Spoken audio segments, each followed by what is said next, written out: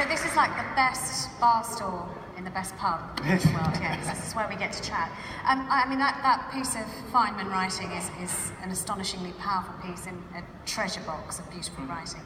But he talks about responsibilities and duties of scientists. In this era of, and we've been talking about it a lot, enormous political flux and uncertainty, what is the responsibility and duty of scientists right here, right now? I think Feynman expressed it beautifully. There are two things. One is that in a very strict, let's say we're talking about something like a very specific example, climate change, for example. Then the thing science has to say is the things to realise are there is an answer. So there will be a temperature measurement, global average temperature in 2100, let's say. There is such a thing as that. It will be measurable. There will be a temperature.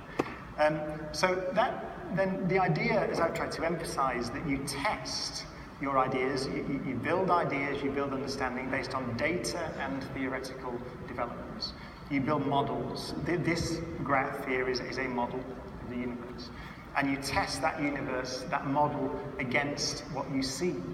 And you will never be absolutely right. It's a very famous saying, actually, all models are wrong. So they're all approximations to nature. But you can definitely be wrong. So there is a gold standard against which your opinion can be tested. That's number one. So when we're dealing with reality, there is an answer. There are answers to these questions. So there are facts, not.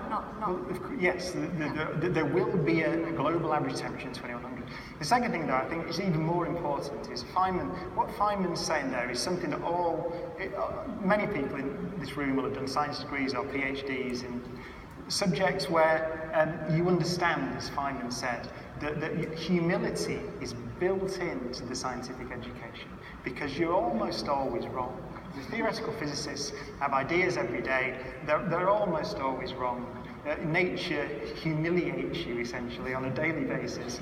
But that's incredibly valuable because it tells you to be humble. Right? As Feynman said, we're at the beginnings of our understanding, not only in this case of nature, obviously true, but if you want to push that forward, as Feynman does in this beautiful essay, of how to run democracies, of how we don't understand how to run a world.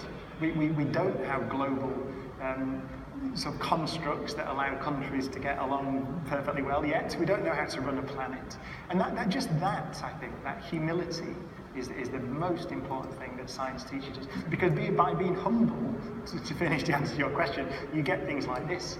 So by being humble, we manage to measure the age of the universe and speak of the way that structure is formed in the universe, with if not with authority, then at least with some idea of what may have happened.